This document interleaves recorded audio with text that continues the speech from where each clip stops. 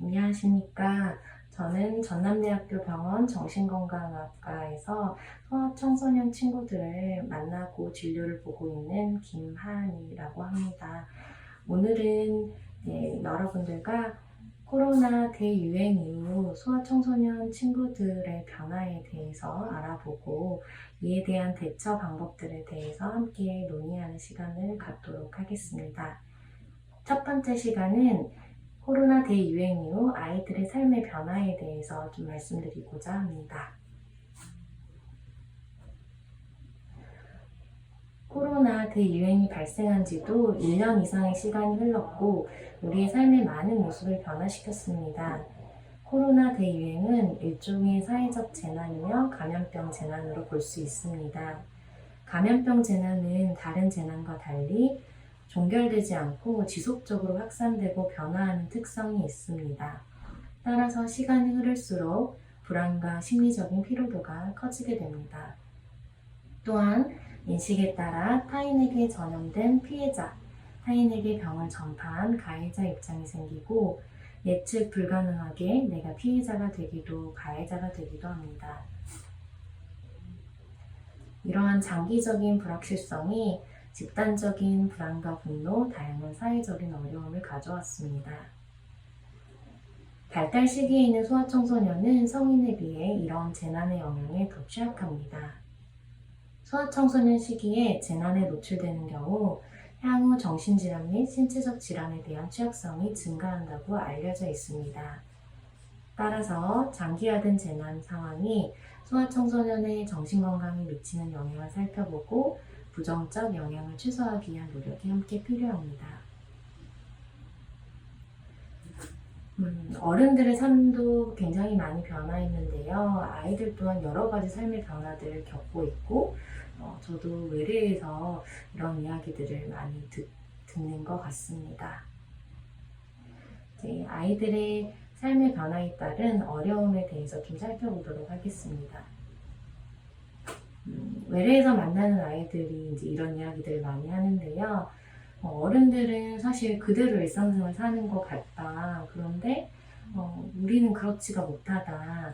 어른들이 만들어 놓은 규칙을 더 엄격하게 따르는 것 같고 매우 불공평하다. 엄마도 친구들도 만나고 그러는 것 같은데 내 친구는 못 만나게 하고 뭐가 그렇게 힘드냐, 그 시간에 공부나 해라 라고 얘기를 하는데 정말 내 마음 하나도 이해 못하는 것 같다, 이런 이야기들도 많이 들었었는데요. 친구들이 이런 일상생활 변화에 대해서 굉장히 좀 많이 힘들어하는 측면들이 많았던 시기였던 것 같습니다. 친구, 가족, 선생님 등 친밀한 사람과 물리적인 거리를 두는 건 쉬운 일이 아닙니다. 친구들을 만나서 노는 걸 자제해라, 공공장소에서 항상 마스크를 써야 한다 등 일상 사회생활 방식을 바꾸라는 요청을 받는 것은 아이들에게 곤욕스럽고 짜증이 날 만한 일입니다. 어떤 아이들은 이게 굉장히 부당하다고 느끼기도 합니다. 이제 경기도 교육연구원 연구 보고서를 가져왔는데요. 경기도에 사는 이제 친구들의 인식들에 대해서 조사한 부분들이고, 이제 코로나19 확산 이후 밖에서 친구들을 만나는 시간이 어떻게 변화했는지 살펴보았을 때 전체 학생의 59.8%는 줄었다고 보고가 되었습니다. 실제로 제가 외래에서 만나는 친구들과 함께 보내는 시간이 상당히 줄었다라고 보고를 하고 있고, 이 때문에 좀 심리적 어려움들을 이야기를 많이 했던 것으로 기억을 합니다. 따라서 소아청소년이 자신과 타인을 보호하기 위해 개인적인 책임을 다하면서도 시간을 내어서 소중한 사람과 안전하게 연락을 하고 시간을 보낼 수 있도록 어른들이 도울 수 있어야 합니다. 그리고 이제 불규칙한 생활 패턴들이 많이 발생을 했는데요. 실제로 아이들이 규칙적으로 생활하기 어려운 시기입니다. 학교에 가는 날이 있고 가지 않는 날이 있고 때로는 감염 경로에 따라서 학교를 가지 못하게 되기도 합니다. 아이들에게 규칙적인 일상생활의 중요성을 설명하고 스스로 지켜나갈 수 있는 일과표를 짜볼 수 있도록 도움을 주시는 것들이 아이들에게 중요하겠습니다. 아이들이 혼자 규칙적인 생활을 하는 거는 어렵습니다. 규칙적인 생활에 대해서 동기를 강화하시고 노력하는 점에 대해서 반복적인 칭찬, 격려가 필요하겠습니다.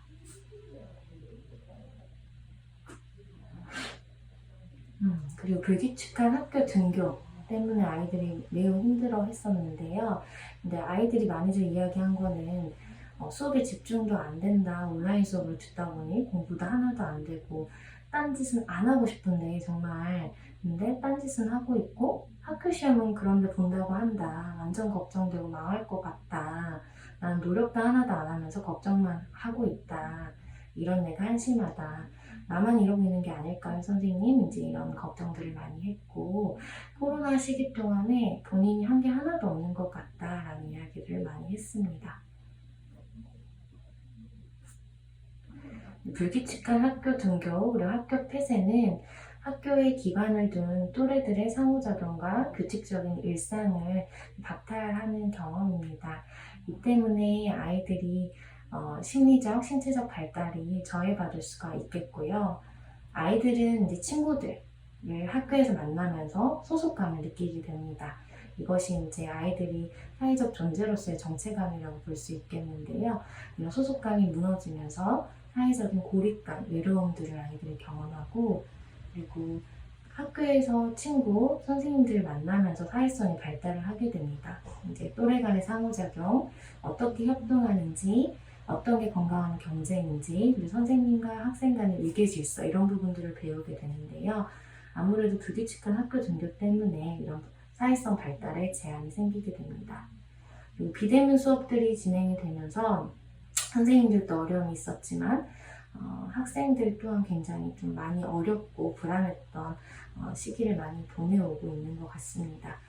특히 이제 고등학생 친구들 중에서 실습을 나가는 친구들 같은 경우는 실습이 어려워지면서 미래에 대한 불안들이 많이 증가했던 것으로 생각이 되고, 그리고 선생님과 학생 간의 상호작용이 어렵고, 아무래도 이제 선생님께서 가르쳐 주시는 정보들이 전달력이 떨어지다 보니까 이제 이런 부분들에서 많이 불안감들이 발생을 했었고요.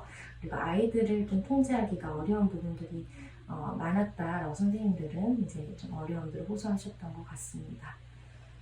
이제 이런 부분들 때문에 이제 학업 수행 능력들이 많이 저하됐다는 보고들이 있고, 이제 실제로 선생님들, 부모님들도 많이 걱정하시는 부분이지만 학생들 본인들이 굉장히 이 부분을 걱정을 많이 하고 있습니다. 학교 적응의 어려움들이 많이 증가가 됐었고, 특히 작년에 1학년이었던 친구들이 학교 적응이 굉장히 어려웠던 것으로 기억을 하고, 올해 2학년이 됐지만 그래도 사실 거의 1학년처럼 똑같이 좀 학교 적응은 계속 좀 어려워하는 측면들이 있는 것 같습니다. 그리고 이제 온라인 학습 환경으로 변화하면서 접근성, 연결성, 학습 자원 분배의 불균형이 나타났습니다. 이제 이러한 요인에 따라서 아이들의 학업 성취에 어려움이 생길 수 있음을 이해해야 합니다.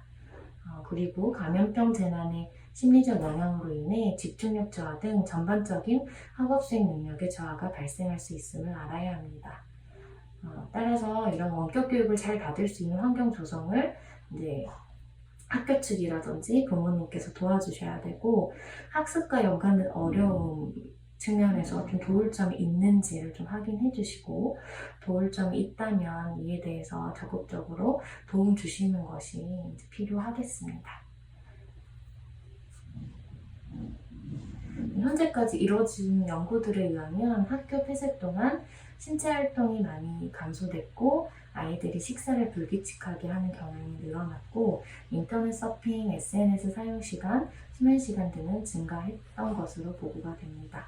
그리고 가족들과 함께 있는 시간이 많아지다 보니까 가족 내 갈등이 증가하고, 이제 수업을 대면을 하지 못하고 친구들을 만나지 못하는 것이 아이들의 정서에 부정적인 영향을 미쳤다라는 보고들이 있습니다.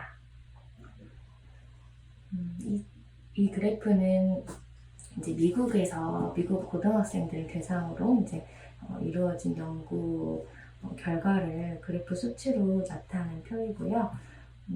실제로 아이들에게 현재 가장 너가 어려운 부분들이 어떤 거니 세 가지를 한번 꼽아볼까? 라고 질문을 했을 때 가장 많은 어려움을 호소했던 부분은 학업 부분이었습니다. 실제로 생각보다 아이들이 학업에 대한 고민들이 많음을 알 수 있고요. 그리고 이 표 같은 경우는 경기도 교육연구원 연구 보고서에서 가져온 표인데요. 이제 코로나19 확산 이후에 학교 생활 중 가장 힘든 부분에 대해서 학생들에게 물어봤는데요. 초등학교 저학년은 친구 관계라고 얘기를 했고, 실제로 초등학교 고학년, 중학생, 고등학생은 과제, 학습과 관련된 어려움에 대해서 응답을 하였습니다. 그래서 생각보다 아이들이 학업과 관련된 고민들이 정말 많이 증가를 했었구나. 이에 대해서 적절한 도움을 아이들이 어떤 걸 필요로 하고 있고, 그래서 이 부분에 대해서 좀 같이 고민하고 해결을 함께 해나가는 것들이 중요하겠다는 생각이 들었습니다. 그리고 아이들 같은 경우는 이제 중요한 삶의 기념일을 많이 놓치게 됐었습니다. 그래서 미래에서도 아이들이 이런 좀 어려움들을 호소를 했었었고, 어른들은 그렇게 많이 생각을 해보지는 못하는 부분들인데 아이들에게는 굉장히 컸던 것 같습니다. 코로나19 대유행 시기에 소아청소년 아이들이 놓치는 중요한 인생 행사가 많습니다. 중요한 기념일을 건너뛰게 된다면 이에 대한 상실감, 서운함 등을 느끼는 것은 당연합니다. 따라서 이러한 감정에 대해서 충분한 공감적 반응을 보여주시는 것들이 도움이 됩니다. 물리적 거리를 유지하면서도 안전하게 아이들이 유대감을 느낄 수 있는 방법들을 함께 이제 궁리하시고 이를 지원하는 것들이 필요하겠습니다. 그리고 실제로 가족 갈등이 많이 발생을 했던 것으로 이제 기억을 하고 있고요. 현재 진행형이지만 실제로 가족 간에 보내는 시간이 많아지면서 가족 내에서 좀 어려운 부분들이 많이 발생을 했던 것 같습니다. 그리고 온라인 사용 시간이 아이들이 많아지면서 이와 연관된 피해들이 많이 보고되었던 것으로 기억을 합니다.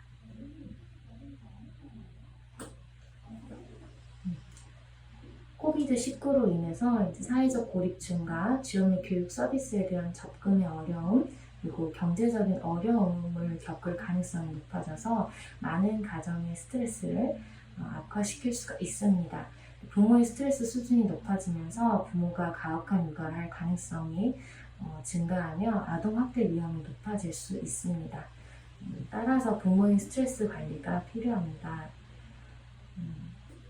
그리고 온라인 피해도 많이 증가를 했는데요. 팬데믹으로 증가되는 이제 온라인 경험으로 인해 온라인 게임, 메신저, 채팅에 대해서 노출 연령들이 많이 낮아졌습니다.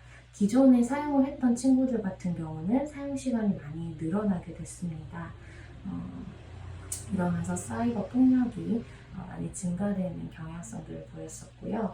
그리고 아이들이 기존에 좀 이렇게 온라인 디지털 기기들을 사용해보지 않은 아이들, 어떻게 사용할지 모르는 아이들 같은 경우는 이런 본인이 좀 위험한 행동들을 하는 경향들도 있었었고, 이를 통해서 온라인 성적 착취가 좀 증가됐던 부분들이 많이 보였었습니다. 실제로 어떤 경우들은 이게 이제 아이들에게 외상적인 경험으로 다가오는 경우들도 있었었고요. 연령의 부적절한 해로운 콘텐츠들에도 아이들이 많이 노출이 되었습니다. 이 표 같은 경우도 경기도 교육연구원 연구 보고서에서 가져온 표고요. 코로나19 확산 후 학습 외 목적의 디지털 기기 사용 시간 변화에 대해서 조사를 하였습니다. 학습의 목적으로 TV, PC, 스마트폰, 태블릿 등을 사용하는 시간 변화를 살펴봤을 때 전체 학생의 46.7%는 늘었다고 응답하였습니다. 특히 초등학교 저학년이 늘었다는 응답 비율이 가장 높았습니다. 그래서 이런 부분들에 대해서 부모님과 아이 간의 의사소통이 필요하고 명확한 규칙 설정들이 도움이 되겠습니다. 그래서 아이들의 온라인 경험이 안전하고 긍정적일 수 있도록 부모님께서도 함께 노력을 해주셔야 하고요. 아이들이 이제 경험할 수 있는 온라인 폭력에 대해서 설명을 하는 것들이 중요합니다. 피해자가 될 수도 있지만 가해자가 될 수도 있음을 인식시켜야 하고요. 실제로 이제 제 외래도 피해자 친구들도 오지만 가해자가 돼서 이제 굉장히 좀 우울해지고 불안해져서 오는 친구들도 있습니다. 아이들에게 이야기를 들어봤을 때 가해자가 될 것으로는 전혀 예상치 못하고 본인의 행동이 그런 폭력적인 행동이었음을 인식을 못하는 경우들이 많았기 때문에 이에 대한 교육이 굉장히 절실하다라고 생각이 들었습니다. 그래서 내가 피해자가 될 수도 있지만 가해자가 될 수도 있고 어떠한 것들이 온라인 폭력이다. 이제 이런 부분들에 대한 설명들이 필요합니다. 그리고 경계해야 하는 접근에 대해서 교육을 하는 것들도 중요합니다. 지나치게 이제 친절하게 다가오거나 부적절한 어떤 요구들을 하는 경우, 사진을 요구한다든지 그리고 협박하는 방식 등 이런 부분들은 경계를 해야 하는 접근들입니다. 이런 부분들에 대해서 교육이 필요하고요. 개인정보에 대해서 제공하는 것은 매우 신중해야 합니다. 아이들 같은 경우는 일단 이런 부분들에 대해서 많이 이렇게 경계하지 않기 때문에 개인정보에 대해서 쉽게 제공을 합니다. 내가 어디 학교에 다니고 있고 어디에 살고 있고 이런 부분들을 쉽게 제공을 하게 되는데요. 상대에게 개인정보에 대해서 노출을 했던 경우들은 피해가 있고 나서도 이와 연관된 불안들이 좀 상당히 많이 나타나는 것들을 이제 제가 경험을 했었는데 그래서 개인정보에 대해서 알려주는 거는 굉장히 신중해야 된다는 부분들에 대해서 꼭 설명을 해주시면 도움이 될 것 같습니다. 그리고 도움을 구하는 방법에 대해서 교육해 주시는 거. 도움 요청은 건강한 행동이야. 도움이 필요할 때는 도움 요청을 해야 해 라고 좀 이야기를 이제 반복적으로 해주시는 것들이 중요합니다. 아이들과 신뢰관계를 유지하고 이제 소통을 열어놓으시는 거 이런 부분들 그리고 행동 변화를 관찰하고 위험 신호를 잘 포착하는 것이 중요하겠습니다. 그리고 어떤 것은 하고 어떤 것은 하지 않아야 하는지 범위를 확실히 정해야 합니다. 그래서 유해 사이트를 들어가지 않는 거, 어른을 상대로 게임하지 않는 거, 개인 신상 정보를 공개하지 않는 것, 그리고 자료를 올릴 때는 한 번 올린 자료는 삭제되기 어렵다는 것을 반드시 고민하고 올리는 거에 대해서 이야기를 해주시고 이제 본인이 지켜야 되는 부분들을 명확히 정해주시는 것들이 필요합니다. 규칙을 정할 때는 그 이유에 대해서 구체적으로 설명을 해주시는 것이 그 규칙이 먹혀 들어가는데 훨씬 더 도움이 됩니다. 그래서 이제 가능한 가족이 함께 모여서 가족 회의를 통해서 서로 지킬 수 있는 규칙을 만드는 것이 좋습니다. 그리고 부모와 솔직한 대화를 격려해 주시는 거, 예를 들면 뭐 게임하는 걸 보면서 이 아이템 뭐야? 와 신기하다. 뭐가 좋은 거지?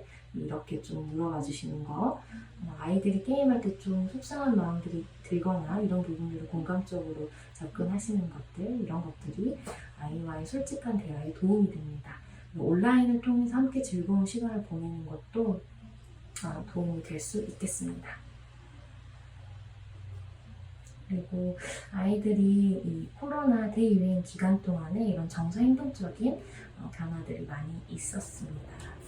그래서 우울, 무력감, 짜증, 신체 증상들 많이 보고가 됐었고요. 특히 자해나 자살 사고를 보였던 친구들은 굉장히 많았습니다.